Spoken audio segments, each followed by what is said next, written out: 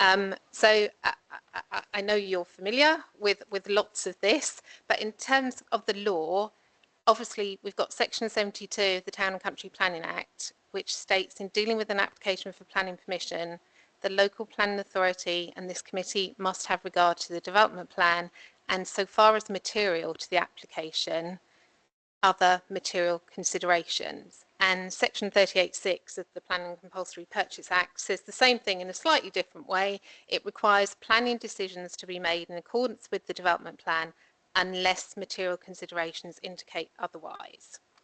And this is where we have to consider the implications of the policies in the National Planning Policy Framework, because this has placed a very strong emphasis on the housing delivery, and we all know about the ongoing challenges nationwide of housing supply and delivery. So the National Planning Policy, through its policies, and particularly the reference that the planning officer has given to paragraph 10 and paragraph 11, it puts in place measures to ensure that adequate weight in the decision-making process is given to planning applications involving housing delivery. Now, as the planning officer has stated, in terms of how you balance and weight all the different considerations, and you know, schemes are never perfect in the sense that even if you just were looking at your development plan and the tilted balance, the NPPF emphasis was not so strong, and I will explain the NPPF emphasis and tilted balance in a little bit more detail. But even if you were looking at your development plan policies, obviously a scheme is never going to necessarily fit all those policies in very squarely. It's always a consideration where you have to look and weight and judge different factors and look overall at the scheme's acceptability and or any departures from those development plan policies. Now, the issue with the tilted balance test is that the position that East Herts are in, and it's a position that lots of other authorities are in, is that paragraph 10 has a presumption in favour of sustainable development, and paragraph 11 explains that an authority making a decision has to give, as the planning officer has said, as a material consideration to the decision-making process, great weight, considerable weight to the fact that your local plan policies are considered in the context of that tilted balance to be out of date, in that the authority is not demonstrating its 5-year housing supply.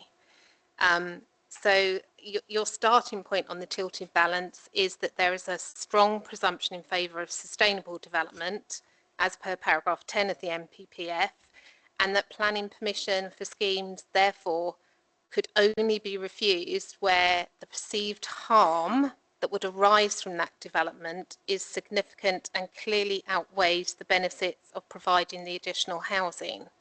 And I think that's where the officers in their report have set out their table, their helpful table for members on their professional view. It is obviously clearly still a decision for members and individuals, members of this committee, but the officers have helpfully set out their professional view sort of on the weighting of those other considerations, including your other development plan policies. Thank you. Is it possible to get the table out? Sorry, just so we can see what you're talking about.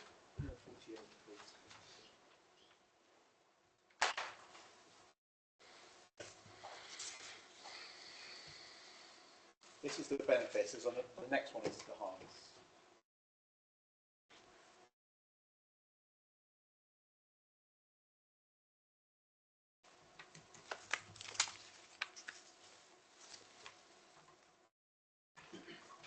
Members, that's on page 38 of the report pack. Members may recall at the last committee, I believe actually it might have been Councillor Copley yourself, who asked the question about weighting within the planning balance, and we gave some advice as to how we had, as officers, considered the weight could be dealt with. And so, for instance, the larger number of homes, potentially, the greater weight could be attracted. The more affordable housing that's provided, potentially, the greater level of weight could be given. And likewise, when it comes to the provision of a medical centre and things like that, clearly that is in full as a detailed part of this application. So we've now given that fuller and more positive weight because of the what we consider to be a greater certainty that the ICB is now supportive of the scheme. The same can be said about the disbenefits of the scheme as well. So, for instance, if you have a larger field that is being built over, potentially it would have a greater degree of harm that could be apportioned. In this case, the officers have agreed with the appraisal that was carried out by the applicant in terms of assessing the impact on landscape character, and we have agreed that there is a significant harm that is caused to the character of this landscape. And in fact, that's what all of the objections, I think, have also maintained as well. What we've done is weigh that significance of harm alongside the other harmful impacts against the positives and come to a judgment. And so I think that's the sort of the balancing exercise in practice.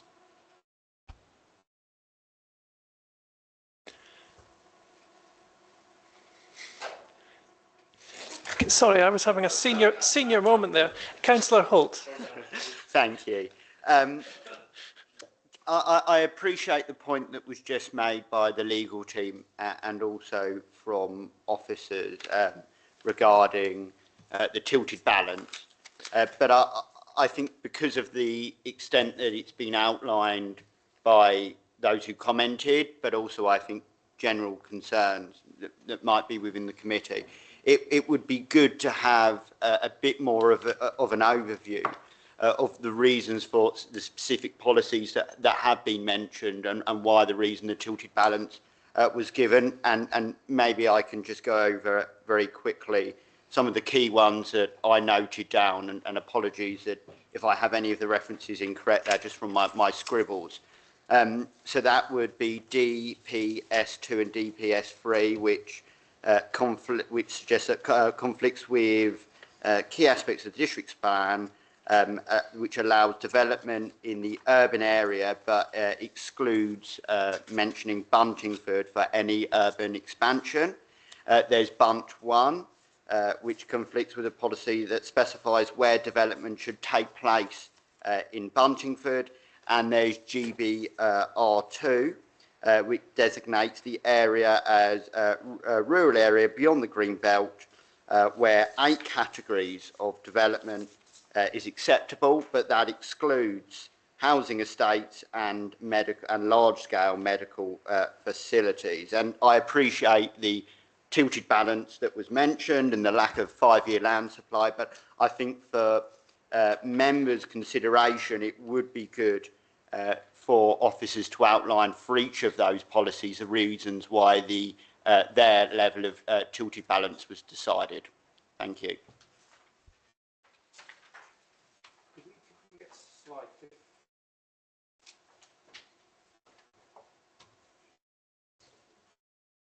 Members, am I in the way at all? Can everyone see the screen?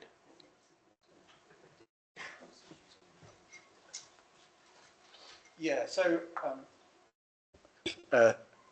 in terms of the harms, there's a lot of commentary on the sort of conflict with the development plan strategy in the November committee report, and then it's sort of summarised in this table.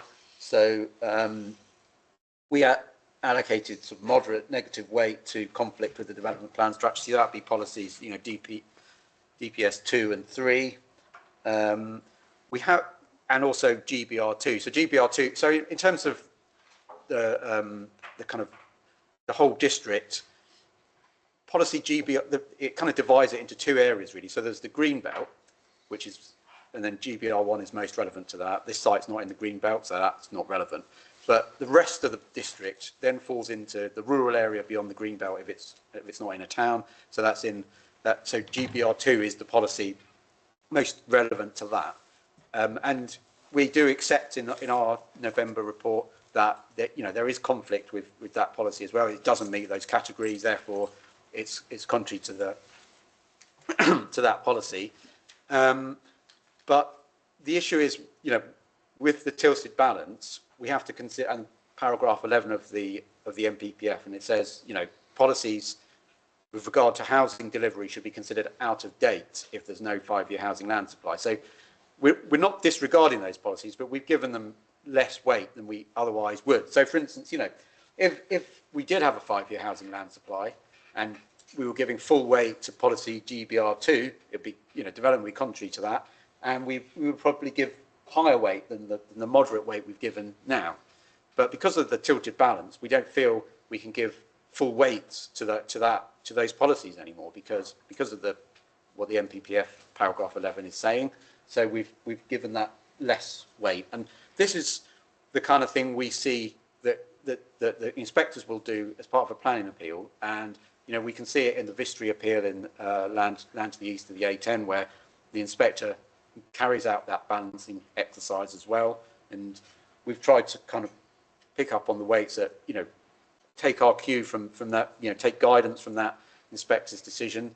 So that's why in the planning balance we've given less weight to the, you know, those harms around the development plan strategy and developing in the rural area beyond the green belt. If I very quickly just ask, thank you, Chair.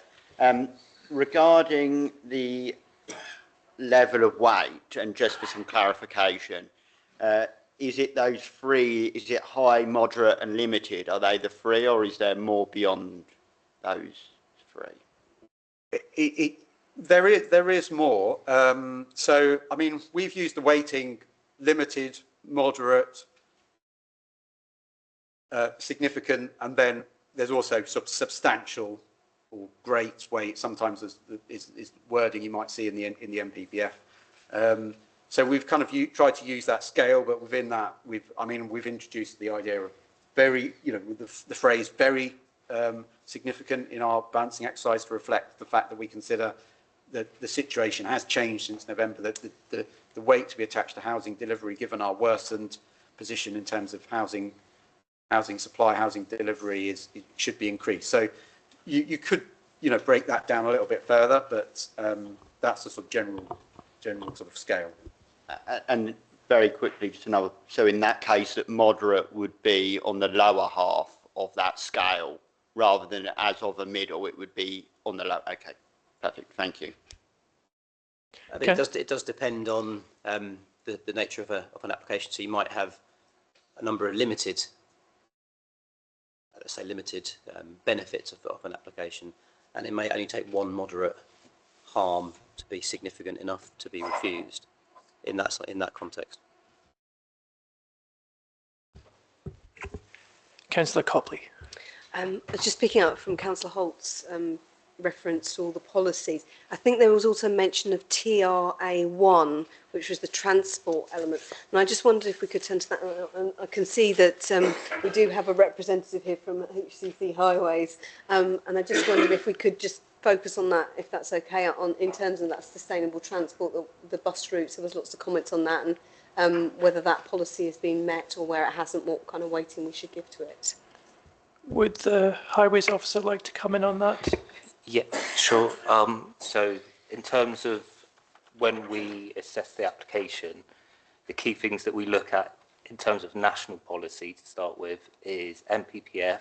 Key paragraph is 116, which is development should only be prevented or refused on highway grounds if there would be an unacceptable impact on highway safety, which following the submission of road safety audits and design drawings, there isn't an unacceptable impact on highway safety. And then the NPPF continues to say, or the residual cumulative impact on the road network following mitigation would be severe. So then we looked at how would that be, what is severe in terms of that impact, and we came to the point we came to the approach that in terms of making it a sustainable site, we need bus contributions, which we've set out in our consultee response, which the applicant in their technical note submitted has agreed with those contributions, and they are, sorry, give me 1 second. And they are, so we've said 800k over a 5-year period for bus service improvements.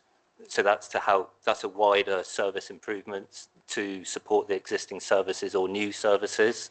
And that will help people travel further afield. And then we've also requested 250k towards the Herts Links, which is a demand responsive service.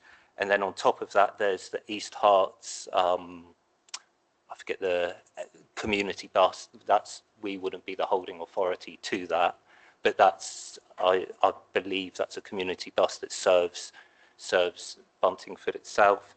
And then on top of that, we've also requested for, in terms of encouraging people to walk and in terms of encouraging people to walk and cycle, we've also requested 1.36 million towards active travel improvements, which is index linked as well to the SPON's January 2019 date, and then that goes towards active travel schemes, including a shared spaces project within the town centre, high quality gateway features, implementation of a one-way system, improvements to the A10 roundabout and 20-mile-per-hour zones. But those contribute, they're within the Hertfordshire East Area Growth and Transport Plan at the moment, but ultimately these schemes evolve, so that could go towards a new scheme if something comes up,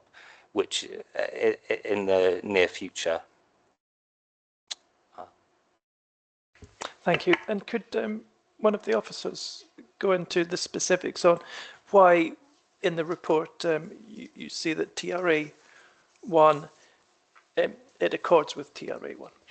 Yeah, so I think we've got to look at the aspect of sustainability on different scales. So one of the questions that comes up a lot is, is Buntingford a sustainable location for new housing development within the context of, the district and other towns around it? And there are some shortcomings in terms of Buntingford accessibility wise, doesn't have a train station. It's one of the, it's a smaller settlement in comparison to Hertford or Ware, so Bishop Stortford, so the range of services that are available in the town is smaller. So also there is a lot of out commuting from Buntingford to travel out for work, so that the job supply locally, it doesn't sort of necessarily match up with the number people that live there. So we do recognise these are kind of shortcomings in terms of sustainability.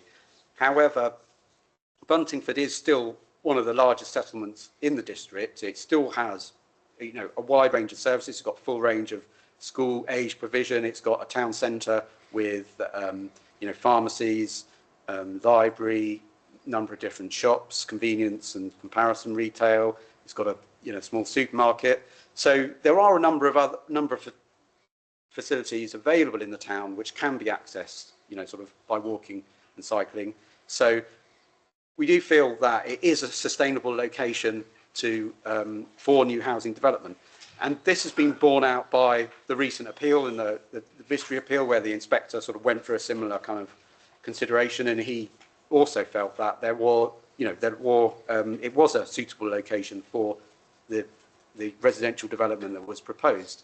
There was some harm identified in terms of, there will, because of the nature of Buntingford and the car journeys, there would be some car journeys which would impact on the road network, but not to unacceptable levels. So, there's a harm, but a moderate level of harm. So that's where we sort of sit in terms of the widest aspect of sustainability in terms of where Buntingford is in the district. There's also the more local level aspect of the site. How is the site sustainable within the context of Buntingford? So if we perhaps go to slide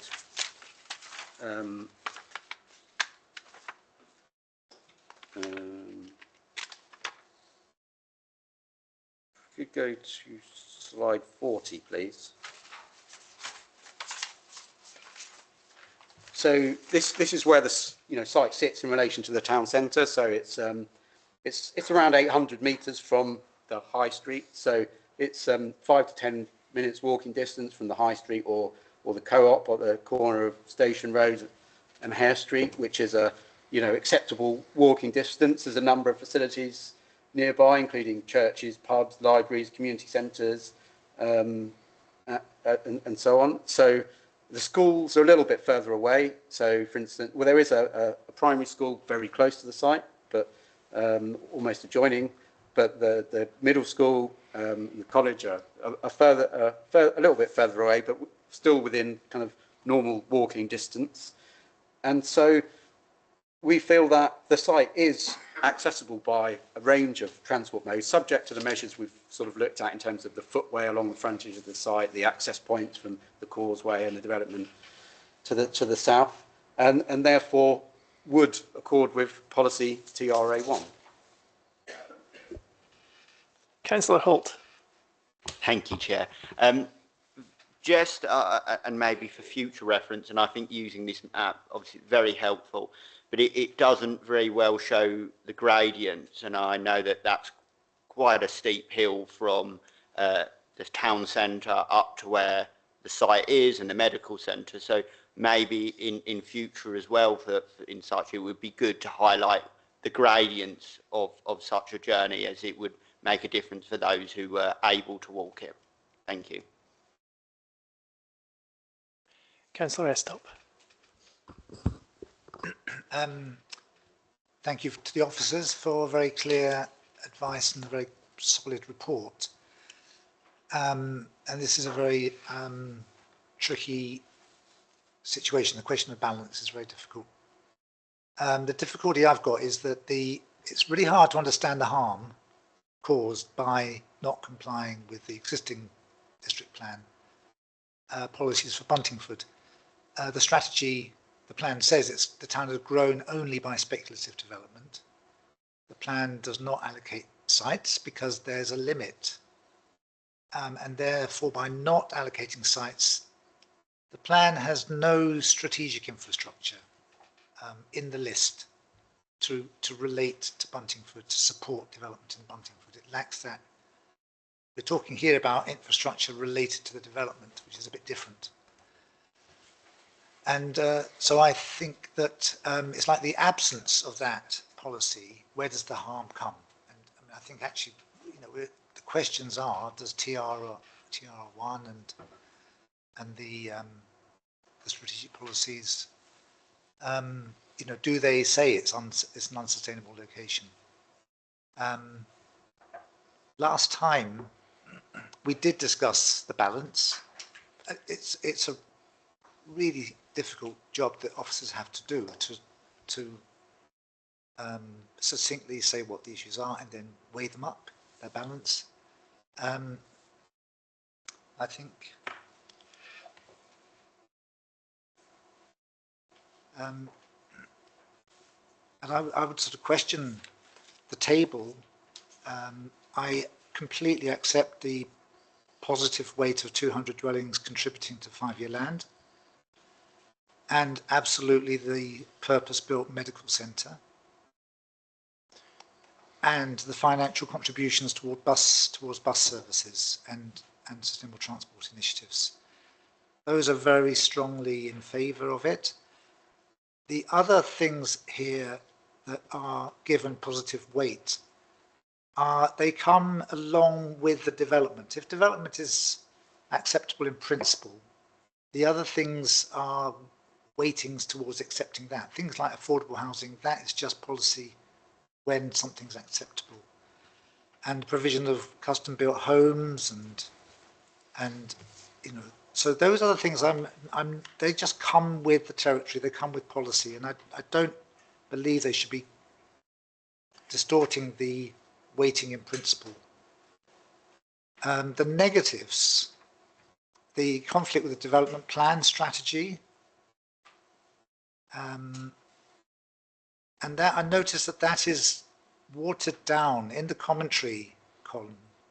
That's watered down, even though that's already been given the foremost positive weight. this is sort of watering down the conflict with the development plan. The adverse effect on landscape is negative, and the reliance on motor vehicle, increased number of vehicle trips, that's negative. So I do question that balancing exercise, and I don't think it is completely clear cut, but I would add to that a question about DES 1, which is the absence of a collaborative master plan. That process was not gone through by Taylor Wimpey working with the council and working with the community. And then so much weight is being put on the... Councillor Estop, if we could deal, you're raising quite a lot of issues here. Could we maybe break that up into some issues, if the officers could deal with what you've raised so far? Yeah, thank you. I mean, the way that you've put some of those points, I think we can really address, because it's really important that members consider what the actual policy says. I mean, policy bunt 1, it's a minimum, it's not a limit, and I think that's a very, very important point. And the same is actually said of the development strategy, DPS 2 and DPS 3, they are minimum, so it isn't a maximum. So that means just because a development may not necessarily be within the urban area, it doesn't therefore by default mean it doesn't comply with the strategy. It's fair to say that in our view that there's a sort of departure from what the strategy is trying to get at.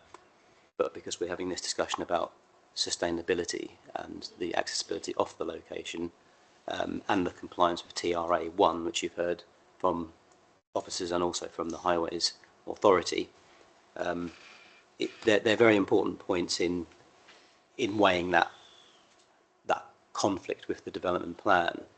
And I think I also go back to the point that the harm isn't the fact that it doesn't comply with the development plan. The harm is the physical impact that development may have on the landscape. And as I say, we've given that quite a high level of adverse rating, because in accordance with the landscape and visual impact assessment, the permanent loss of that, the field is a significant adverse impact to the area. And I think we haven't tried to explain that any other way. In terms of the other adverse impacts, the other positive impacts, such as affordable housing, such as self-build, custom-build housing, biodiversity net gain, all these things, whilst they do come with the development, they do need to be weighted, particularly affordable housing, at a time when the council has not delivered enough affordable homes within the district. So that is why that is elevated, and why it's been elevated in our balance, and that weighs very significantly in favour of the development. And so I think there's some idiosyncrasies in how the district plan policies are weighed. There's another point about the neighbourhood plan, which I think we also can't just put to one side. The neighbourhood plan is part of the development plan for the district, and it is an important policy document for Buntingford. However, the NPPF also includes reference to when you apply neighbourhood plan policies, and I think this is also important for members to consider, because paragraph 14 of the NPPF talks about where the presumption of tilted balance applies to applications for housing, and it specifically mentions like where neighbourhood plans become part of the development plan, but where they're less than 5 years old, the assumption would be that there is harm and that would outweigh the benefit. But because the neighbourhood plan in Buntingford is over 5 years old, the policy is there, and there are no policies in the neighbourhood plan about housing delivery. It means that the neighbourhood plan is out of date, and therefore it is given an equitable weight, such as the district plan. So less weight, probably moderate adverse weight, and I think that's how we've dealt with it in this instance, and that is consistent with how the inspector dealt with the appeal at Vistry earlier on last year. On that point, I'll just add, we've had these conversations ourselves sometimes about, what's the weight that should be attached to something if it's just complying with policy, and, had some sort of arguments. But inspectors do have a relatively sort of settled view on it. And the Vistry appeal does have a sort of commentary on that. I think it's paragraph 66. It says, on a general note, I disagree with the Council's view that a benefit should be given less weight if it is policy compliant. a benefit should not be downgraded just because it is delivering an objective identified in the district plan. If it were, the ability to apply judgment that some policy compliant benefits are more important than others due to the circumstances of the case would be removed. And then he then goes on to apply significant weight to the affordable housing alongside the normal housing. So, you know, we're taking we're taking advice from this appeal decision. This is how the inspectors will look at it if it came to an appeal, and so we feel that's the kind of the strongest position. And can I bring in Rachel Lee to give the legal view? Thank you, Chair. It was just one point of clarification and explanation for the committee that on the tilted balance in the MPPF wording at paragraph 11D Roman numeral 2, where you're in this out-of-date policy, so you have to consider very carefully adverse impacts and the significance, and they have to be significant and demonstrably outweigh the benefits. Some additional wording was added in December to the publication where you assess against the framework policies as a whole, but you have to have particular regard to key policies in the MPPF for directing development, and one of those additional wording is provision of affordable homes. So that's an emphasis that the MPPF now has that it didn't previously, that is one of the considerations. So, Councillor Estop, did you have more points? Sorry, Chair, could I just... Oops. There was one thing I forgot to Okay. on the point about DES 1, do accept, you know, the site isn't allocated in the district plan, so it hasn't been through the same master plan framework process that the other allocated sites have. But there has been quite a lot of, sort of pre-application engagement. There has been pre-application consultation, and there's also been design review panel and the development management forum as well, which is a sort of process for feedback from objectors to the applicants. So we feel that there has been, you know, a reasonable sort of process in terms of informing the development as it's evolved. There's potential for that to continue with some of the conditions of the application. So for instance, one of them is around a design code, and so I think the Vistry appeal, that's also something the inspector required for that scheme as a collaborative process as part of that. So there's potential for that sort of to continue at the condition stage. So I think, you know, there is a paragraph in the November report where we consider that the proposals do comply with DES 1, even if they're not necessarily doing it in the same way as some of those other schemes. Actually, before I go back to you, can I give Councillor Devonshire a chance to speak? Thank you, Chair. I'm going to speak about something completely different. One of the major changes from November is the ICB support. About the support is in principle, and it's also subject to a satisfactory business case. So can the officers assure me that that doesn't mean they can walk away from this? If the support is in principle, is it basically just minor details that they're going to be looking at from now on, and they're basically behind it, or is there a chance that they could walk away? Thank you. I think that there is a chance that it still wouldn't happen, you know, because until there's a contract signed and the, you know, planning permission's granted, contract signed and construction underway, then there's always a chance that something could go wrong and it doesn't happen. But I think, as I understand it, the full business case is the sort of the final stage in the process. So it means that there has been a few sort of stages that have been gone through already to get to that point. So it's pretty far down the line, and so you know, from that, I think we need to conclude that, you know, there is a will on all parties, from the ICB, from the doctor's surgery, to deliver the medical centre, and so that, you know, that does definitely increase the weight that could be considered. The Sarrett appeal does include a paragraph on that, and the inspector kind of acknowledges, yes, there's still a final stage to go through, but he then concludes that the work that's been undertaken so far shows that there's a considerable will for the project to proceed, and that he has to acknowledge that and to take that into account. Jack, can I just come? Just one other question. Sorry, one other response further to Councillor Devonshire's wider point, I think, and it's about the the policy tests that the one has to give for the provision of a medical centre, and it's clear in the MPPF and in our own district plan policy CFLR 9 that a sequential type of assessments of consideration of alternatives is not a required test. So it's different to like a flood risk assessment or retail impact assessment. There is no need in the policy that's set to consider town centre locations first before you go outside. And so the policy tests talk about basically support for health provision in sustainable locations and so on. And the new MPPF talks about faster delivery of health infrastructure development. The government's placing a big emphasis on faster delivery, and then the MPPF in the 101 paragraph, whatever it is, it's clear that it has to be given significant weight in planning terms where development is providing infrastructure. And so I think they're all the key policy tests that members have to consider when coming to a review.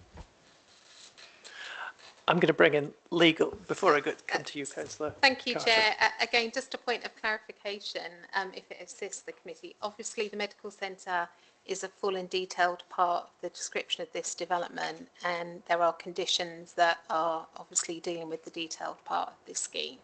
So on a grant of a planning permission, that is the established land use for that part of the site, unless the planning officers want to say anything different. But I'm just saying that obviously it's part of the description, it's a land use that's there, it is to be controlled by the proposed draft conditions, and therefore any change to that land use would be something that the planning authority would have to subsequently consider.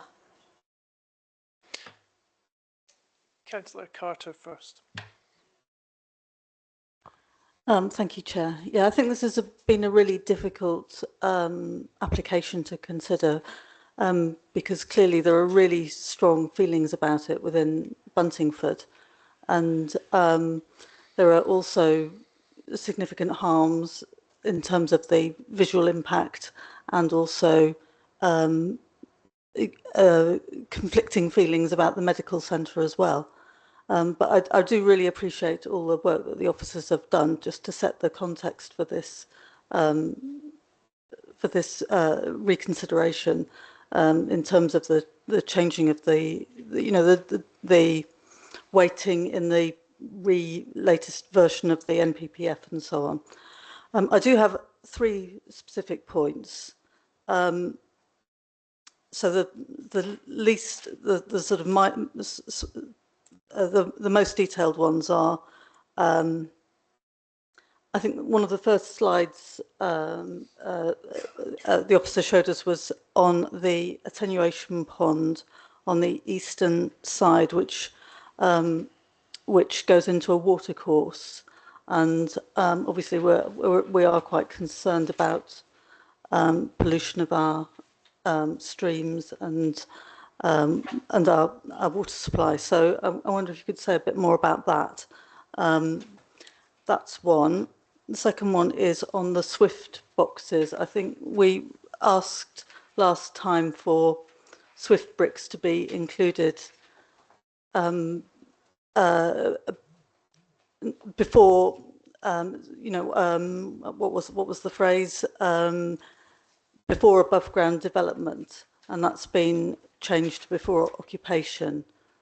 So obviously the SWIFT bricks need to be integral to the building, not added afterwards. So I think it's important to ensure that happens. And the third one is around reserved matters, which is a more sort of general one, which is if we were to approve this, I think what's been said before is we could call in the reserved matters, and how does that happen? And also, so does someone have to be looking out for that to happen, or will the officers sort of alert us to that happening, or how does that work? And we've had a lot of talk about the district plan being out of date, but I believe that only relates to certain policies, not all policies. So will the policies, which policies can we refer to when if we consider the reserved matters? Thank you. Okay. Do you want to answer those now, or shall we? Could we go to 46?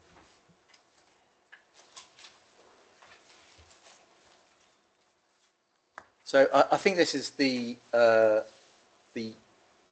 drainage strategy. So yeah, you've got the sort of two catchment areas, and then there's the attenuation basin on the eastern side, and there's a blue hatching which shows the an easement over the field, so to allow for the pipes to run beneath the field, and then they drain to the watercourse. This is, we're talking about surface water, so it's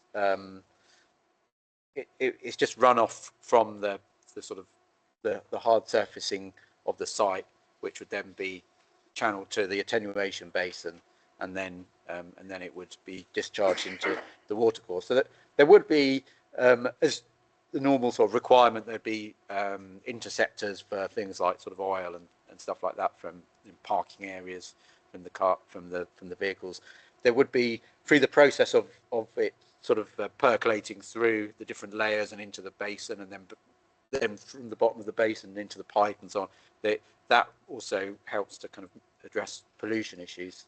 And we also have conditions requiring the details of the surface water drainage to be submitted and approved. So it's a fairly sort of standard thing, which is in accordance also with the sort of the drainage hierarchy, which is that the water is sort of stored on site and then discharged slowly, potentially to a watercourse.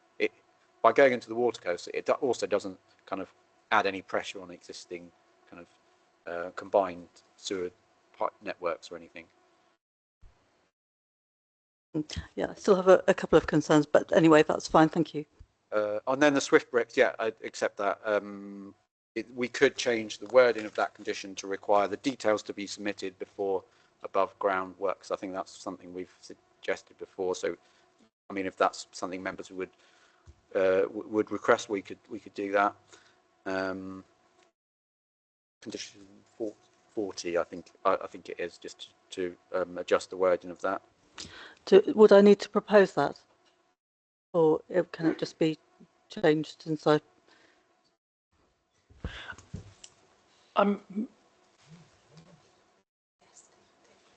Technically, yes. Technically, okay. I propose that we do that.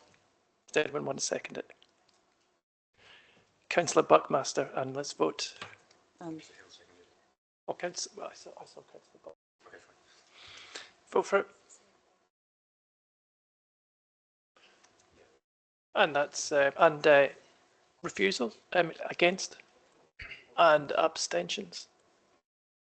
Right. Just to change that condition, nothing else. Yes, that's just to be quite clear. That's just to change the condition. Sorry, Chair. There's one other question there. Yep. Just on the reserved matters, they would go back to planning committee if they were requested, called in by members. So, and then there'd be a further chance to consider those. I think the issues around the sort of 5-year housing land supply will not be really that significant at reserve matter stage, because the principle will be established. There may be sort of debate about, you know, the design and whether it should be a small number of dwellings higher than it should be for, or less to achieve a better layout or so on. So see, that would affect housing delivery a bit, but not by much. So I wouldn't have thought it would be a significant matter at reserve matter stage. And would a member be able to call that in straight away if, consider it? Yeah, they could call it in. You also asked about the policies that would be considered for any reserve matter submission, and also when we discharge planning conditions, we have to consider them against the policy reference. And the NPPF it indicates the tilted balance applies, and the wording is that where there are no relevant development plan policies or the policies which are most important for determining the application are out of date, and then there's footnote 8. The footnote 8 is primarily talks about applications involving provision of housing, and where the local authority cannot demonstrate a 5-year supply of sites. And so an application for let's say a development that's got planning permission for housing, the tilted balance wouldn't necessarily apply on that basis. It would be a design policy, and our design policies are, although they are time expired, we would still seek to apply the maximum weight as possible on those ones. The same applies to a number of our policies that aren't so heavily limited to supply of development and principle of use. So the detailed policies themselves, most of them will be given as full a weight as they can at the time. Thank you. Okay, Councillor Holt, and then I'll come to Councillor Estop, and then I'm looking to bring in some members who haven't spoken yet. Cool. Thank you, Chair. Just a very quick point on clarification, as I know it's something that has changed, I think, earlier on in the application regarding the medical centre, and would it need to be finalised before that the other units on site are finalised? From my understanding that is no longer the case, but it would be good to have some clarification. Thank you. So there is a condition in terms of the sort of trigger points for delivery of the medical centre. So we've also got a condition 8, requiring submission of the details of a phasing plan. So that will specify things exactly. But condition 7 requires the details to be submitted for approval of the medical centre, and then they need to be fitted out in accordance with the details. But the proposal as here does allow for some flexibility. So it says that the medical centre should then be the medical centre should be constructed and fitted out in accordance with the approved details prior to the occupation of any residential units. But then it does allow for some flexibility, so that in terms of condition, so the phasing plan may come forward. A phasing plan could come forward which says, there will be an amount of housing that would come forward at the same time as the medical centre. So there is potential for some flexibility in terms of delivery. We talked about that before in terms of the placemaking. What we're saying is, there are some benefits in terms of the housing coming forward at the same, some housing coming forward at the same time as the medical centre in terms of the whole site and how it appears. So you don't suddenly get the medical centre there on its own and then there's nothing else around it. If some housing comes forward and is sort of under construction at the same time, maybe it's occupied a bit before, but that could help in terms of placemaking. And there's also, we feel the flexibility is appropriate in terms of sort of housing delivery as well, in that there's now no reason to delay delivery of housing, given that the council's sort of 5-year housing land supply situation, the priority we're supposed to be giving to delivering housing. So therefore that sort of weakens the justification for sort of delaying the delivery of the housing. Thank you. Councillor Estop. Thank you, Chair. The two questions of principle around the housing. One, well, the first part is, doesn't outline permission actually count for a 5-year land supply? Would that inspector from a few months ago have accepted that? I would feel more comfortable with this very difficult decision if it was a full application that we knew could then roll on and be delivered. So that's one thing. Then in the report, it says that the standard method, the required method in the NPPF for assessing housing need, that's not been determined yet. So that worries me a bit, that we haven't got a sort of an assessment of the need around Buntingford and how that contributes to the whole district. And more particularly, I wonder where we are with the other sites that the inspector didn't count. So we had other sites, brownfield sites, allocated sites with planning permissions that were not counted. And I'd quite like to know where we are with them before we sort of make decisions on the 5-year land supply. And then there's a second completely different point, which is if this land is sustainable in terms of its location and its services and everything, is it meeting policy HOU2, which is that housing development should make efficient use of the land? This is quite a loose, I mean, the officer has told us that the layout can change, but if this is sustainable, should there be a much more efficient use of this piece of land to stop all sorts of other bits of land coming forward for permission? Thank you, Councillor. So I take it that your outline question was in connection with this application and whether it is possible to consider this outline application as having any housing counted for delivery, or was it a sort of general question about outline approvals? Well, it's about this application. Does an outline permission here make any difference to the 5-year land supply? Well, in this instance, we have a detailed component coming up first up. We've also got this condition that my colleague referenced about phasing, which could deliver some housing around the same time as the medical centre. This is a house builder who's proposing to develop the site. It's different to a land promoter bringing an outline application forward that they don't have partners to deliver. And so, in this instance, it's a well-known, national company, promising to build the infrastructure first up to create this access into the site. And so, I believe, my view and my office opinion would be that it is perfectly arguable that a significant number of housing from this outline application, if it gets planning permission, could be included within the 5-year supply total when we come to recalculate it. And so that factor actually is one reason for giving the weight that we are giving to the housing.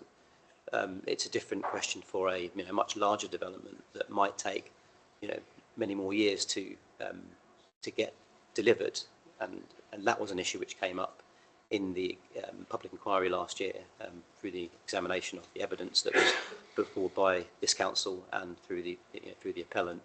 The appellant in that case argued that the longer term development sites which don't have outline permission at the moment are not deliverable and can't be included in the 5 years because A, there is no outline permission, there's no Section 106 agreement, there's no timetable for approval or consideration of reserved matters or a phasing plan. So there's lots of reasons why a site wasn't considered deliverable in those instances. And the council, we argued that we think that they could be deliverable within that time frame, but that inspector disagreed with us. And so because we're so close to that decision and nothing has changed significantly on a number of the sites, we still haven't issued planning permission for a number of the sites in Bishop Stortford, Yard site being one of them, the high school site. So before is another site that hasn't been granted yet. Hart 3, Hart 4. So, Hart 3, Hart 4 is probably the closest to being considered deliverable, and that was agreed by that inspector. That was a deliverable site. But the other sites that currently don't have planning permission, currently don't have a signed Section 106, currently don't have up-to-date information about the phasing or delivery, there is real doubt as to how deliverable they are. And so just because outline permission may be given at a point this year for those sites, that doesn't instantly make them deliverable, and we would have to make a strong case to convince an inspector or to satisfy our position and 5-year supply.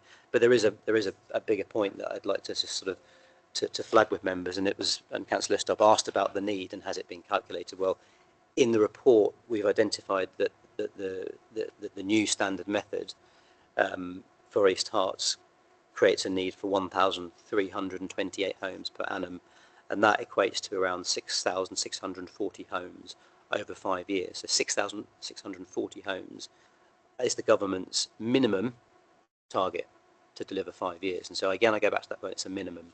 And so that's the target to demonstrate a 5-year supply of sites within East Herts. The previous year, the requirement was 1,041, and so we're nearly 300 homes per annum different. That's an indication of how much the housing need has changed as a result of the new standard method within the adopted NPPF. And so around the time of the appeal, there was something around 5,000 homes that were considered deliverable. And even if the council was to, in the next 12 months, grant permission for all of the sites that are allocated or that are within within our previous 5-year argument, and that includes Where To, it includes Gilston, it includes all those sites. Gilston obviously now has got permission, but even if we were to include all those sites, that doesn't meet the 6,640 number, and so you still need sites that aren't allocated to come forward in order to meet the 5-year supply paper. So that is an important consideration of this, and that's why we're giving very careful consideration to this site at this current time. Thank you. Oh, sorry, it was Yeah, sorry. Are we making the best use of this land? Yeah. Could we get slide 29, please? Could I quickly ask a clarification on that before we go? Just to understand, was that a no, but will eventually be a yes? As in that was no, that it wouldn't be considered now, but over time, as the application progresses and more details are given, then it would be a yes. Sorry, I was a bit confused of what the answer was. So we ask the question again, please. Regarding to the point that was asked by Councillor Estott regarding with the 5-year land supply, would this be considered as, within the previous verdict, would this case actually be considered within meeting that number? From my understanding, that was the question, but regarding what would it be, from what I understood from what you said, it would be no right now, but it would be eventually as more details are given, etc., then that would result in a yes. So just a bit of clarification of what the actual answer was. Thank you. Apologies, I didn't make that clear. I think if we have an outline application at the moment that it doesn't have planning permission, there's a resolution to refuse. It is more a no than it is a yes. But if outline permission is granted and the 106 is signed and the work is carried out on delivery of conditions or reserved matters are coming forward, and we have an idea of time frame, if there's a sort of a phasing plan that comes forward at that point, it is possible to say yes. There's a lot of certainty that can be relied on or guaranteed as deliverable. But also, the important one is because it's a house builder who's bringing these proposals forward, that should give a stronger guarantee of delivery over a promoter, which I sort of mentioned. Okay, thanks for the clarification. Councillor Estott, did you have any? Just the point about whether, if this is sustainable, are we making the best use of this land in terms of its optimal efficiency? Yeah, and in terms of the density, the parameter plan includes sort of 2 density ranges. So the yellow area is 30 to 40 dwellings per hectare, sort of higher density as you go down the hill closer to the centre of Buntingford, and then the brownier colour is 25 to 35 dwellings per hectare. So it's a sort of lower density range. So yeah, I mean that is probably quite a low density. Perhaps it's sort of similar to some of the other developments on the periphery of Buntingford. It's probably low compared to other developments in other towns. But I think if we look in the round, I think it's a balance in taking into account other considerations. So one of the density proposals have evolved, taking into account sort of design review panel discussions and the landscape visual impact assessment. So the lower density is sort of located on the edge of the site. You've got that sort of landscape buffer which separates it. The intention being that the lower density would help to kind of reduce the landscape visual impact. So that's I think that is something you do notice when you look at sort of some of the other developments that have happened. I think, say for instance, the Wheatley development to the south also has that kind of landscape buffer around the kind of and then the sort of landscape boundary, and the development is a bit more screened from views compared to, say, the sort of Sainsbury site, where development does sort of come right up to the edge of the site, and it's perhaps a denser form of development. It probably does have more visual impact. So, it's a balance taking into account these factors, really, and I think it's a sort of where we're at is a reasonable one, informed by the sort of process, really. Councillor Still. I'm sorry I'm a bit slow in coming in this evening, aren't I? But some of our speakers made a point about the bus service currently. I know I've heard the Transport Man say there's 106 money for that, but to ensure this site can be sustainable as soon as possible, can we have some indication of when that 106 money will be available from the developer to allow the bus service to be improved?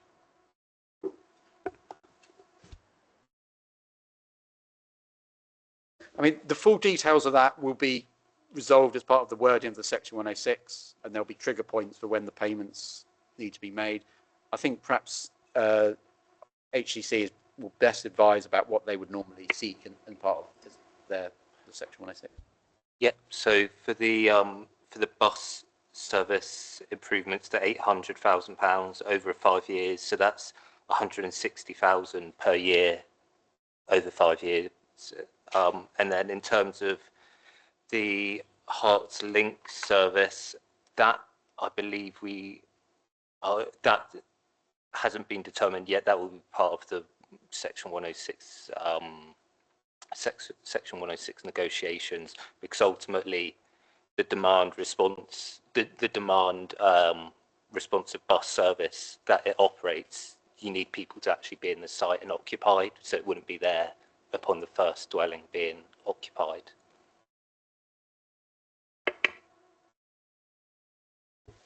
Councillor Dunlop. Thank you.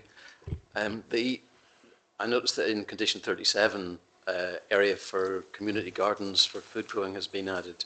An area could be 50 square feet, or it could be a couple of acres. Do you have any idea of how big that area might be? It's good to see that it's there. Appreciate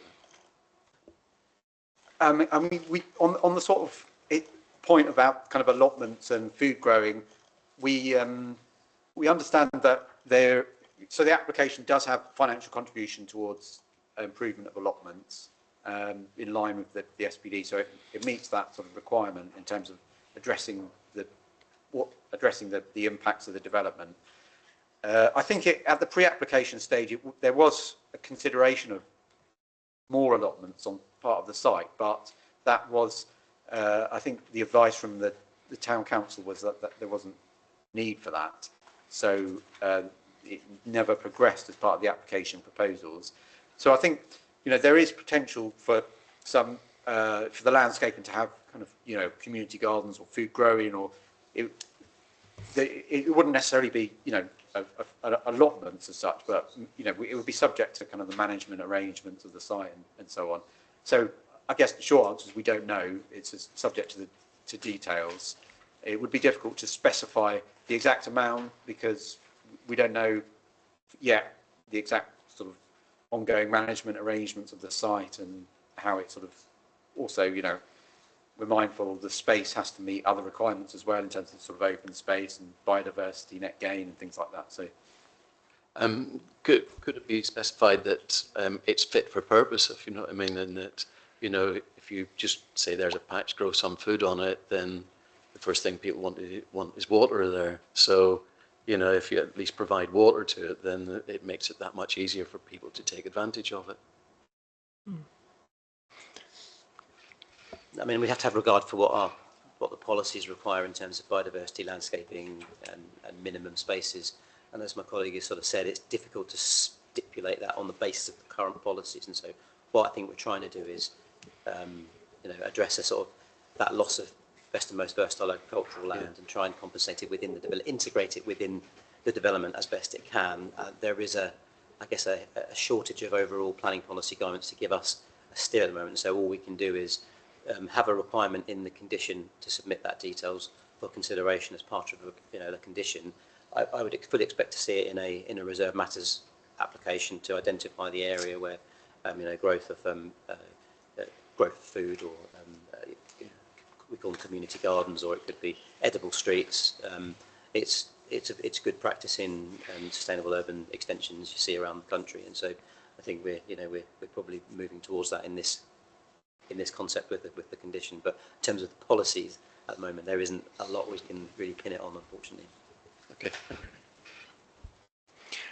Members, we've had quite a lot of questions. I'm mindful of the time. Do we want to move on to more of a debate? Councillor Estop. Can I add a couple of questions about the medical centre? One is, have officers seen the commissioning, the ICB's option study? Have officers seen that option study? And secondly, I wondered if we could have a look at the layout again of the medical centre to see whether people that do walk or cycle from the centre can get into the site quickly and get to the entrance quickly, because it looked to me that they have to go all the way to the other end and go through the vehicle entrance. And if that's the case, whether a condition could be added to say, put a pedestrian cycle entrance in the bottom left-hand corner.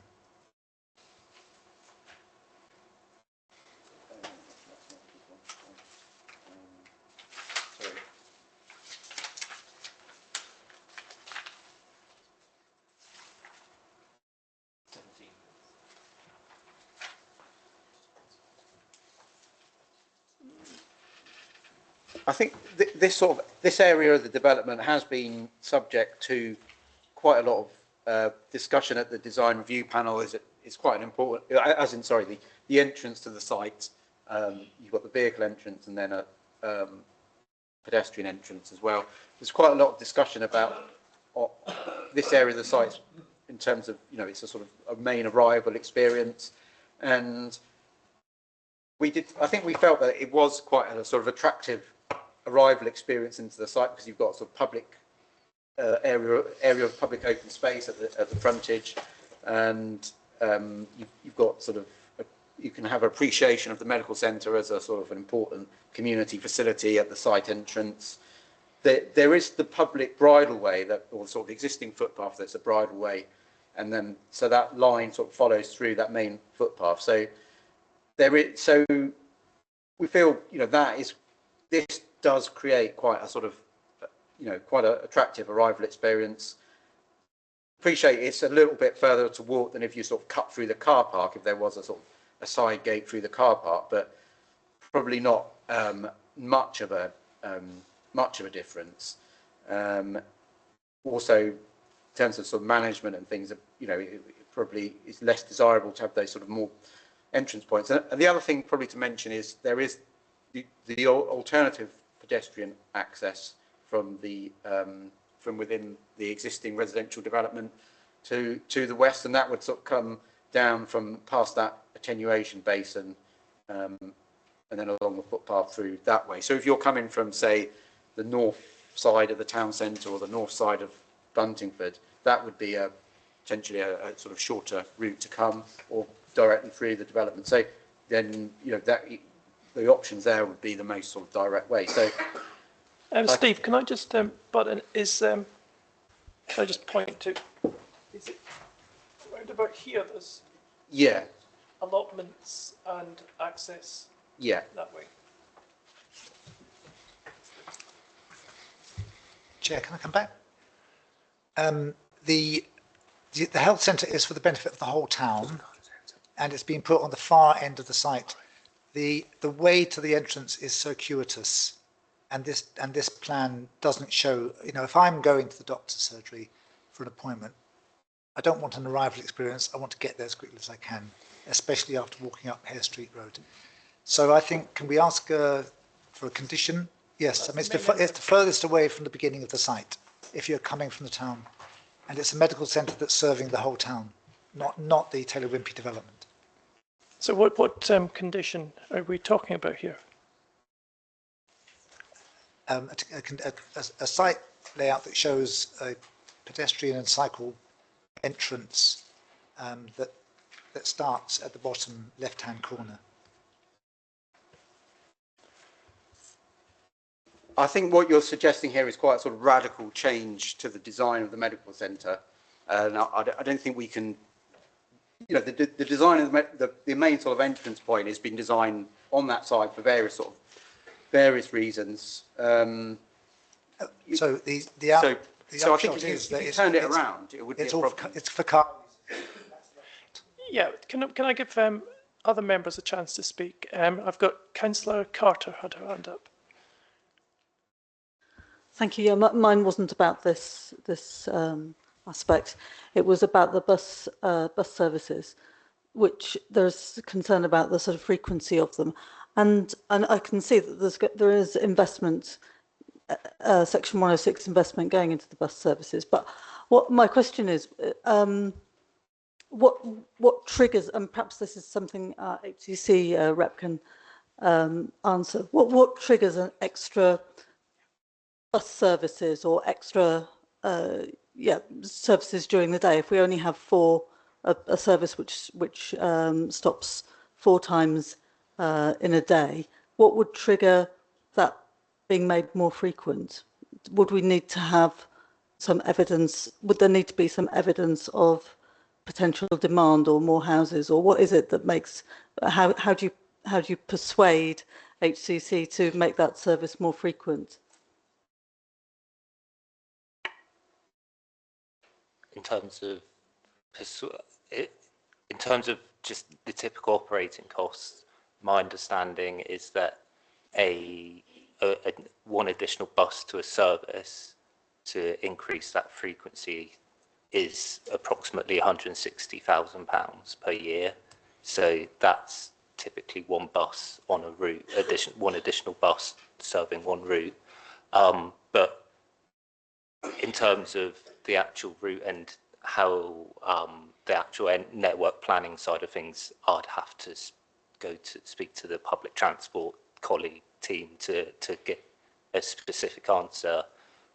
But yeah, in general, it's 160,000 for one additional bus on a service. Thank you. That's helpful to know. It's helpful to know how much it costs. I think we kind of want also to know what there must be, like you say, there must be network planning, which is based on how many people would use it, I suppose, or something like that. But it would be really useful to have that information. Councillor Connolly. Thank you. I'd like to support Councillor Estop's proposal for access at the lower end of the site. We talk a lot about active travel, and we also are trying to design for accessibility. People coming to that medical centre could be elderly. It's ridiculous to expect them to do that route when we should be thinking of their needs. And often the elderly don't have cars. Is this something that we could recommend? I think it's quite a sort of fundamental point about the design of the medical centre. It goes beyond really sort of being able to be addressed by conditions. I think, you know, we're talking about, you know, a sort of redesign of the building. Yeah.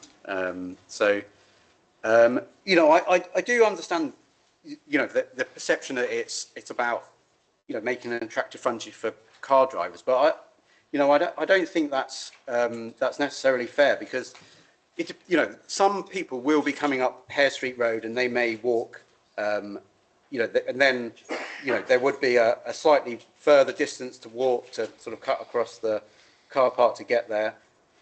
But other people will be coming either from the north or the south, and then could be coming from different directions.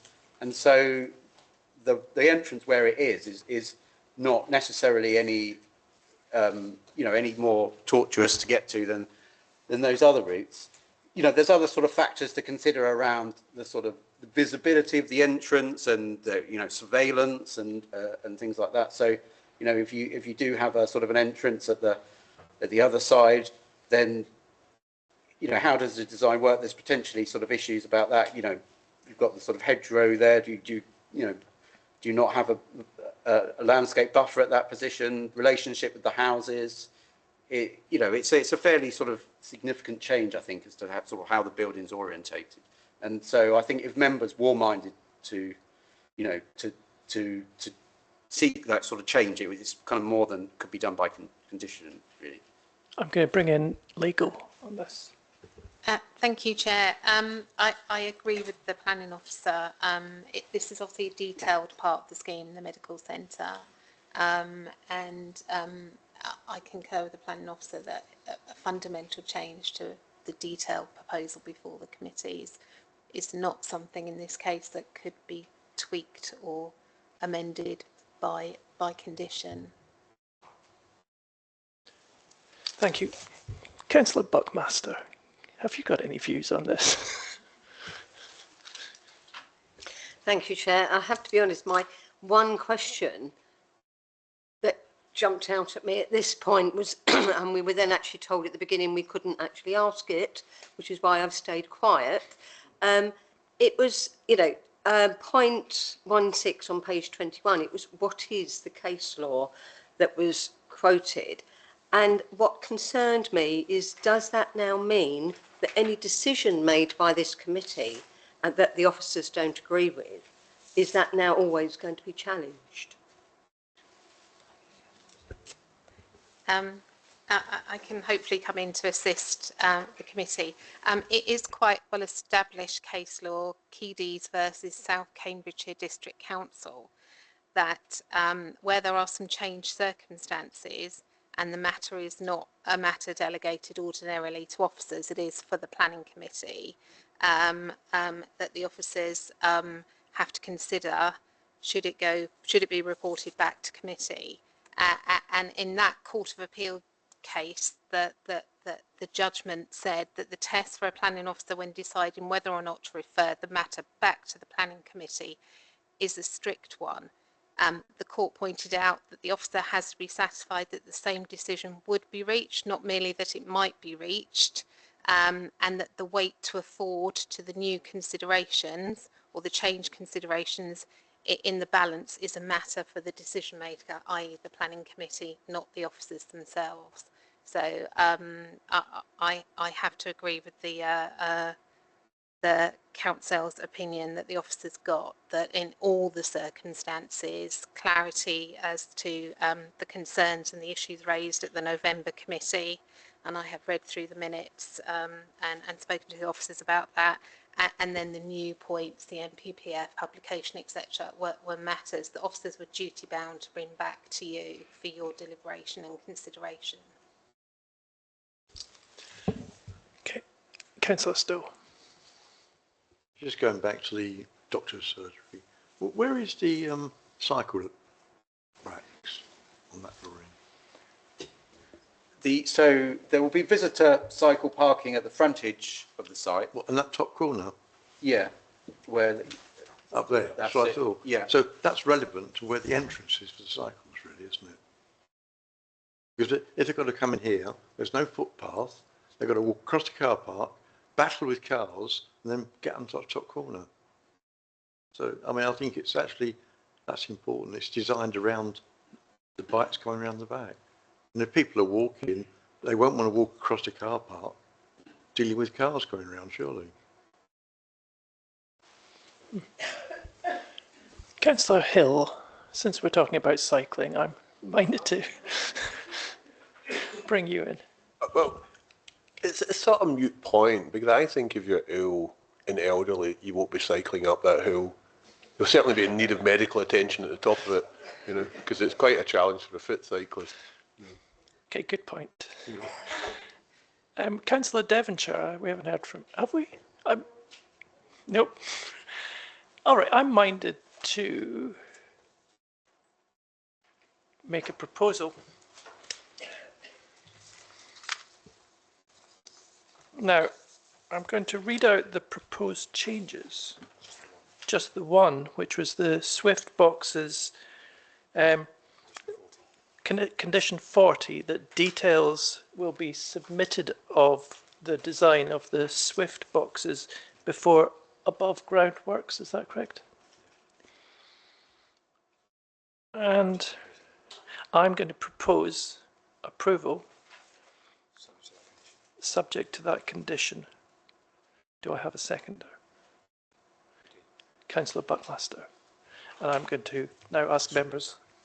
Oh yes, by voting, each member confirms that they have heard all the representations, read this agenda item report, updated from the November 2024 committee, and the officer presentation.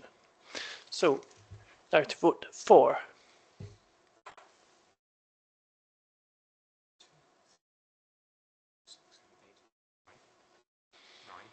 9 and against. And any abstentions? 1. So the planning permission is granted.